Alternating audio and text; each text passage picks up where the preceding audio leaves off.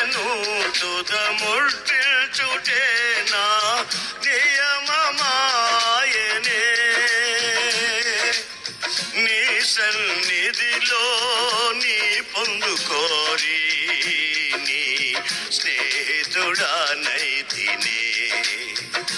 నీ పరిచర్యను తుదముట్టించుటే నా నియమమాయనే.